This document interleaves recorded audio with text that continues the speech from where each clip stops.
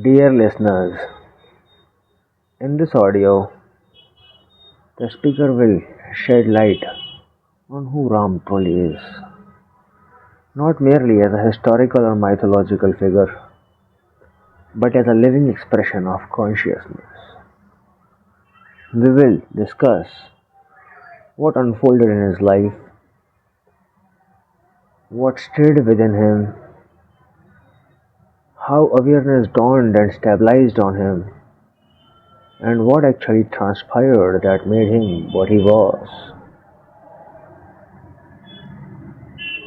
This is not a retelling to impress the intellect. This is my invitation to you to see, feel, and to recognize. So, Rama lived in a time that tradition, according to traditions, was in the Treta Yuga, an age when human beings were not as restricted as they are today, when life still had space for silence and contemplation. He was born in the Ikshvaku lineage in Ayodhya to Dashrath and Kaushalya. Apparently, everything about his birth points towards privilege, power, order, and continuity. A waiting kingdom, a prepared throne, and surrounded by love and respect. Yet the ancient texts that matter to us do not linger on these outer details. They are far more interested in Rama's inner landscape. So, in the Adhyatma Ramayana, he was described not as someone who became divine through effort, but as one who moves through human life while already established in truth. So, in this text, it was repeatedly mentioned that Rama's actions are not reactions born of ignorance. Rather, his calm, his restraint, and his composure, these are not his moral achievements but the natural fragrance of awareness.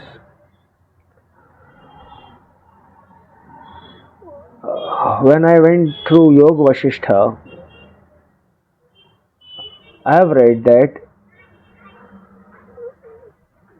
Rama was a young prince who was deeply sensitive, observant, and deeply disturbed, not by personal pain, but by the nature of existence itself. He used to look at the world and see impermanence everywhere.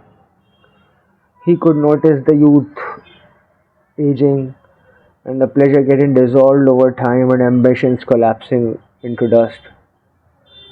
And the interesting part was that these visions were not exciting him, they were emptying him.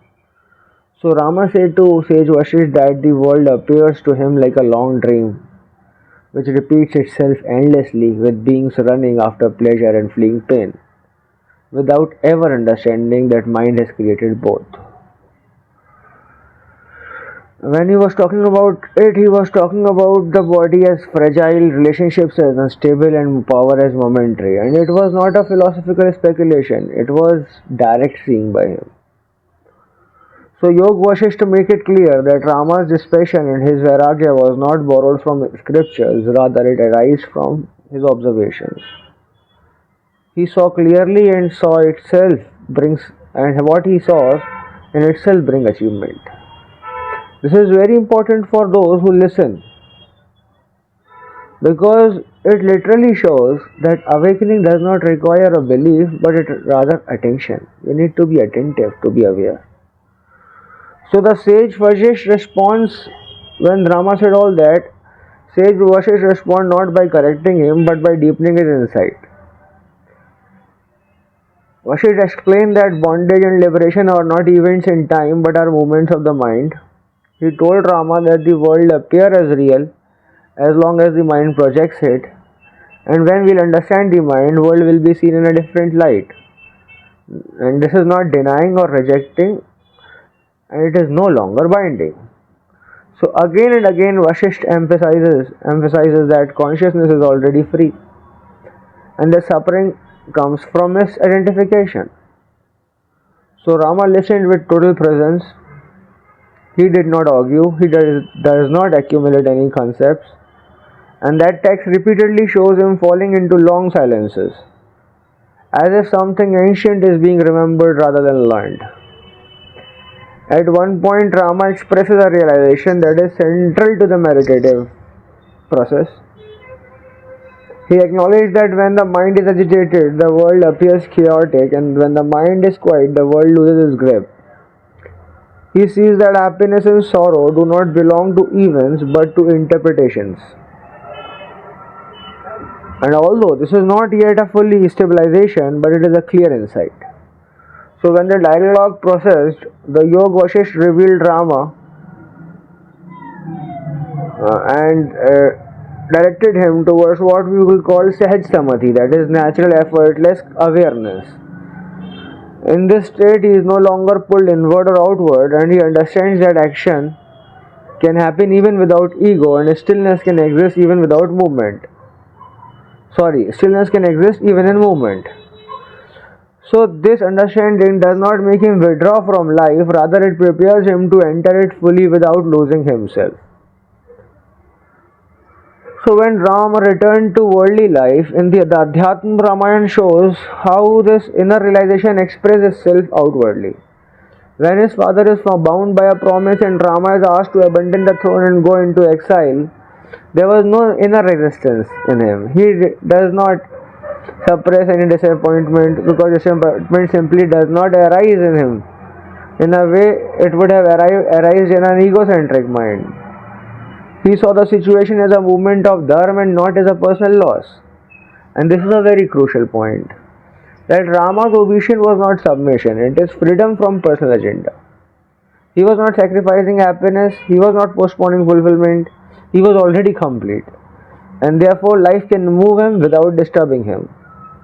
Also, in the forest, Rama's awareness did not vanish. According to the Adhyatma Ramayana, his presence itself sanctifies the space around him. He was described as calm, attentive, and inwardly luminous. His conversations were minimal and his actions were precise, and he used to conserve his energy. That means he does not seek solitude to escape people. Solitude was his natural atmosphere, and in that natural atmosphere his awareness was breathing.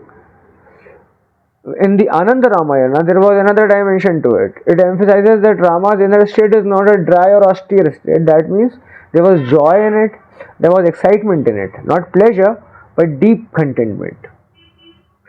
So even amid hardship, there is an undercurrent of bliss, suggesting that awareness itself is fulfilling, independent of circumstances. Rama laughed, played, observed, and moved through the forest without any bitterness, complaint, or any complaint.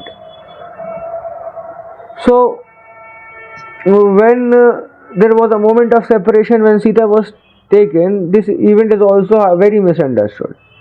Many imagine that an enlightened being should be untouched by grief, but the text shows something far more subtle. Ram did experience sorrow, restlessness, and urgency. He searches, he calls out, he feels the weight of loss. Yet beneath all of this, there was no collapse of the center. The Yoga Vasistha had already prepared the ground for this. Awareness does not eliminate emotion, it prevents identification. So Rama's grief moves through him like a wave through the ocean and not like a storm which uproots the tree. So he acts decisively but not blindly. He sought out allies, listens to them, planned with them, and moved forward with clarity. In the Bhagavata Purana, Rama is later remembered not primarily for his suffering but for his unwavering establishment in Dharma.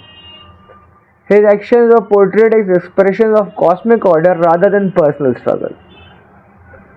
The text does not analyze his realization, it assumed it.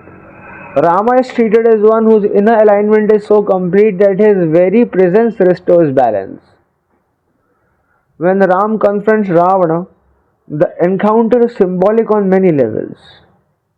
Ravana was described as learned, powerful, spiritually knowledgeable, yet driven by desire and ego. Ram, on the other hand, acts without hatred, without pride, without the need to prove anything. And this victory was not only physical, it is the triumph of clarity over fragmentation. After returning to Ayodhya and ascending over the throne, Rama's life does not become easier in a worldly sense. Doubts arise, there were criticisms, and there were many difficult decisions that must be made.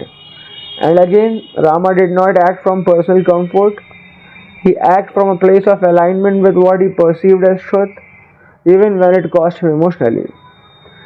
And this is the perhaps the most misunderstood aspect of Ram's life, because from the perspective of awareness, it reveals something essential.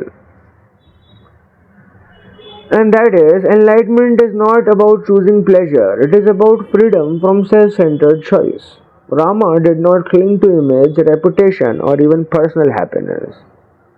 His actions arise from clarity and not from desire. And listeners, now it's time to move gently beyond the form of Ram. Rama was not meant to be imitated externally.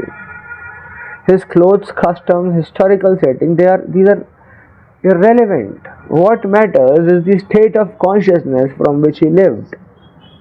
Rama's meditation was not confined to posture or technique or paths. It was a continuous non-interference with the life. He allowed thoughts to arise and dissolve without building identity around them. He allowed emotions to move without clinging. He allowed situations to unfold without resistance. And, my dear listeners, this is Dhyan. This is not concentration, it is relaxed awareness. Dhyan is not effort, it is seeing without choice. When Ram listened to Vasistha, he listened totally. When he walked in the forest, he walked fully. When he ruled attentively. There was no division between spiritual life and worldly life. Everything became a field of awareness. The Yoga Vasistha records a realization expressed through Rama that is deeply relevant even now. He acknowledges that the sense of I, which clings and suffers, is only a mental construct, and that when it is seen through, life continues but without burden. Actions happen, but the doer dissolves. And my dear listeners, this is the invitation for you. Do not try to be Ram. Do not worship him as something distant. Sit quietly. Watch your breath. Watch your thoughts arise and fall. Notice how the mind creates stories and how silence exists before and after each story. In that silence, my dear friends, Rama is not history. In that awareness, Rama is not a name. He is your own unmoving center. Through dhyana, through simple choiceless awareness, and through patiently watching, the same clarity that flowered inside of him can reveal itself in you. And it may not occur as a dramatic experience, but a gentle recognition that nothing essential has ever been missing. Let Rama live again, not in temple and in books, but in your own conscious presence. Thank you.